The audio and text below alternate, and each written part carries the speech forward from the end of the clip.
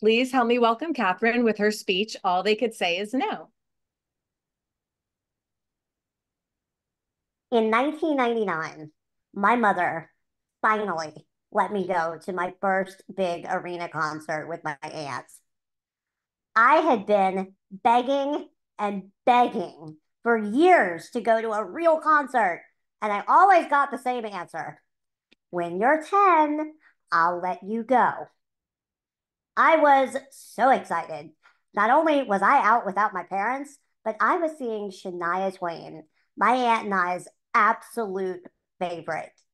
We knew, and we still know, every word to every single, and I think I broke two of her Come On Over CDs because I literally played them to death. When we arrived at the arena, we were shown to our wheelchair accessible seats at the top of the 100 level. I could barely sit still. The lights went out, the curtain dropped, and there she was, Shania freaking Twain with silver knee-high boots, belting out Whose Bed Have Your Boots Been Under? It was amazing. A few songs in, I noticed that there were people seated on the floor getting autographs and shaking Shania's hand. I told my aunt that, man, I wished I could be that close to the stage one day. And she looked at me and said, well, come on. As we left our seats to head to the elevator, I asked, but aren't we going to get in trouble? We don't have seats down there.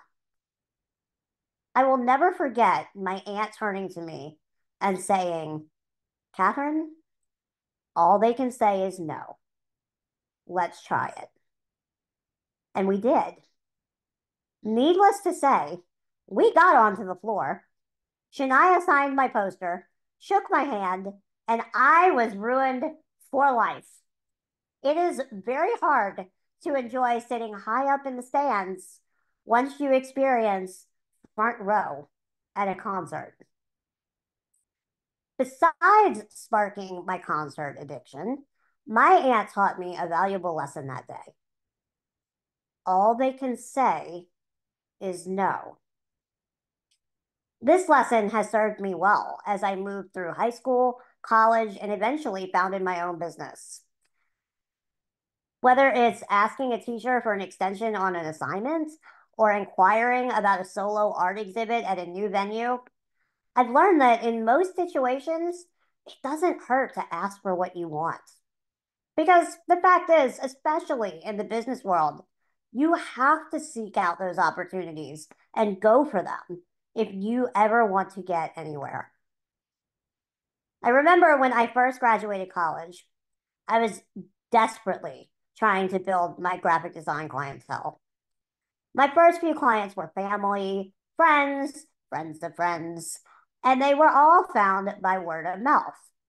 And while that's an excellent way to find the ideal client, that method can only take you so far.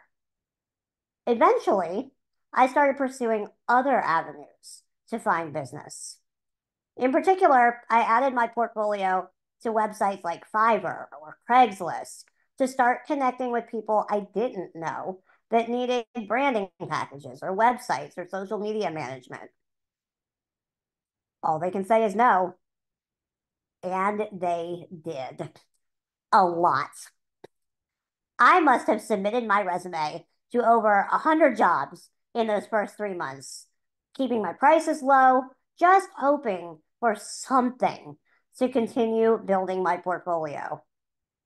And eventually I did. I remember that first yes like it was yesterday. A guy named Chad posted that his RFID company needed a couple of quick images formatted for its new website. The job was simple enough. It just involved some splicing, layering, and formatting in Photoshop. After completing that project, Chad was impressed with the quality of my work and my quick turnaround time. Before I knew it, he had me creating product templates, hotel room keys for luxury resorts, and armbands for big outdoor events. And although his work isn't always steady, over the last 12 years or so, Chad has been a great client to work with. Once I had a solid client base, I felt like I could actually start getting back into what I love, which is painting. During college, I barely painted at all. I was so busy trying to keep up with Loyola's design program that I was just burnt out after 4 years of constant creativity. I started taking pet portrait commissions again, and in 2019, I painted 64 dog breed portraits for a book my neighbor and I published called Breed All About Us. But then COVID hit, and most of my design clients, the people that were paying my bills, could no longer afford design work, nor did many of them need it during the lockdown. I went from 12 steady clients to two in a matter of 48 hours. After doing the COVID freakout that most business owners did at that point, I decided to make the most of it and really get back into painting. Over the next year, I did several series, one of which was of Louisiana birds. I felt like the series was good enough to hang in a gallery or some kind of art space, so I started reaching out to people when things began to open back up. All they could say is no, right? In a very short time, I had scheduled my first art show in a museum. And by continuing to put myself out there, reaching out to museums, galleries, and other art spaces, I've had several since. If you don't put yourself out there and at least ask for what you want, you probably won't get it. What's that one thing you wish you had done in your life, but you didn't because you were afraid to ask for what you wanted? Do you want a promotion at work, but you're nervous to go for it? Are you looking to be accepted in a specific group or class? Have you always wanted to dress in drag and put on a show? Don't laugh, John. We know you all do. Why haven't you? What are you afraid of? What's the worst that can happen? Remember, all they can say is no. Miss Toastmaster.